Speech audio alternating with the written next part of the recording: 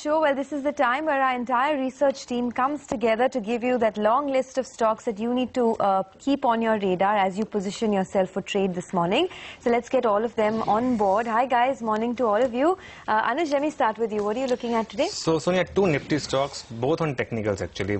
First is HDFC. Yesterday it saw delivery-based buying, quite a bit of that actually. And what's important for HDFC is that yesterday it took support at 200-day moving average and bounced back from there. That's normally a good sign, but you need to see more evidence of that. So it will be interesting to see today and tomorrow would be the real test of HDFC. The second stock is M&M, which was in a bit of a near-term bear market. Yesterday it took support at both 50 and 100-day moving average and moved on. Today the struggle for M&M would be crossing its 200-day moving average. So that would be my second stock to watch out for. All right. Well, obviously the stock on everyone's radar is going to be Relcom. News broke after market hours yesterday that the Sham Systema could be merging itself with this company or other forms of partnership. Rima, tell us the news in brief and whether there'll be more impact on Relcom today. Well, first the news, Systema Sham and Reliance Communications have entered into exclusive merger talks. This deal will be done via a share swap, which means there will be no cash infusion and therefore no debt reduction for Reliance Communication.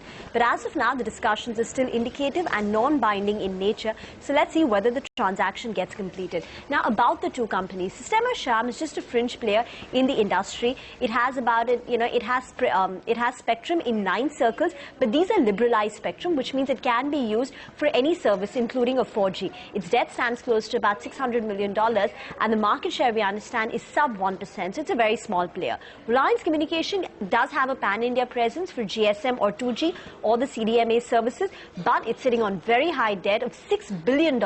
So that's closer to 37,000 crore, and its market share has been consistently declining and now stands at close to about 5.5%. But if this transaction is completed, it will still perhaps be a positive for Reliance Communication. So I was reading from HSBC, they say a few positives for Reliance Communication. One will be it reduces the spectrum renewal risk. Now, Systema Sham, as we pointed out, has spectrum in 9 circles, which is liberalized. But the validity of this spectrum is 18 years versus a Reliance Communications, where most of the spectrum comes up for renewal in the next 5 to 6 years. So with Systema Sham coming on board, with a spectrum validity of close to about 18 years, it's not necessary that, Reliance Communication will have to go ahead and renew its spectrum and, burden its balance sheet even further. So that will be the key benefit. Reduces the spectrum renewal risk. Also, remember, Reliance Communication, again, because of its high debt, couldn't renew all the spectrum in the auctions gone by in March. So there would be, they would lose revenue because of that, and some revenue from Systema Sham will help in offsetting that. And secondly, as we pointed out, liberalized spectrum held by Systema Sham, so it can be used for LTE or long-term evolution. Basically, something like 4G services can also be provided by Reliance Communication, and since they have overlap circles, you will have some cost efficiencies of scale as well. Now, what we are picking up, this is a CNBC TV18 exclusive, that the Systema Sham, Russian government, as well as the Sham promoter group, could hold about 8 to 10% stake in the merged entity. Now, again, referring back to the HSBC note, they say that if the final share swap agreement is something like 25 to 30% is given to Systema Sham, then it will actually be a positive for Reliance Communications. Going by that, if actually they manage to just give away close to about 8 to 10% stake to the other entity, Systema Sham, then it's actually that Reliance Communication is getting a pretty fair deal. So that stock could react positively. The only negative will be that, again, the debt problem continues to remain on Reliance Communication, but you're consolidating the two companies so to create a stronger entity, better equipped to combat the competitiveness in the industry.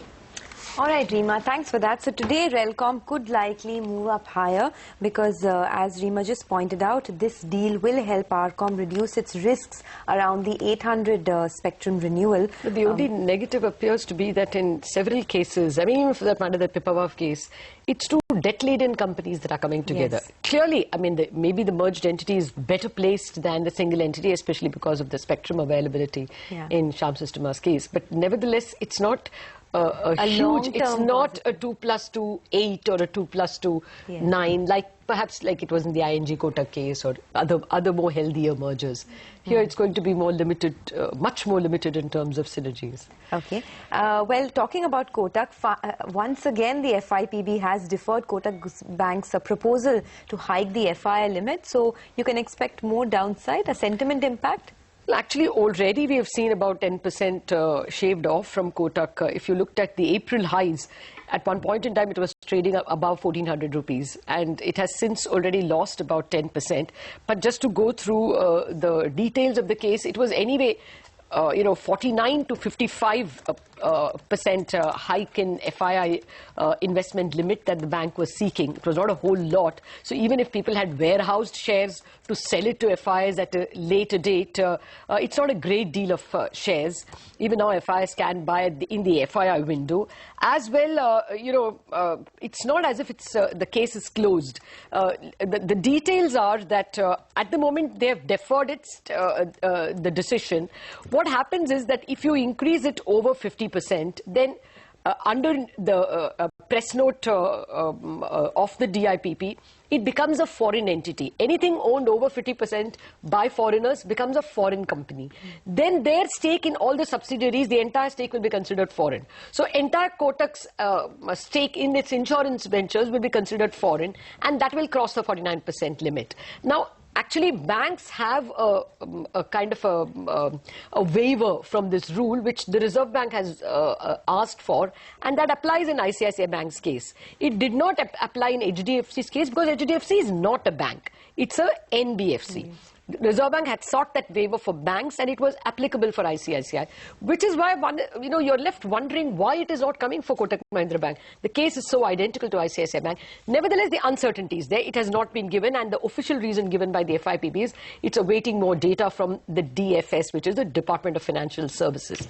Incidentally, that department is busy today in Mumbai doing the interviews for the bank managing directors. So maybe you're going to get that note shortly. For the market, this is a temporary uncertainty. Considering the ICICI Bank's case, it should not be a problem for Kotak Mahindra Bank. Well, maybe a minor jitter, but I don't see a serious fall because people will continue to keep the faith that the limit will be increased. And in any case, I don't think so much would have been warehoused. There is an intrinsic worth in the Kotak Mahindra ING Bank merged entity, and too much of selling from these levels is extremely unlikely.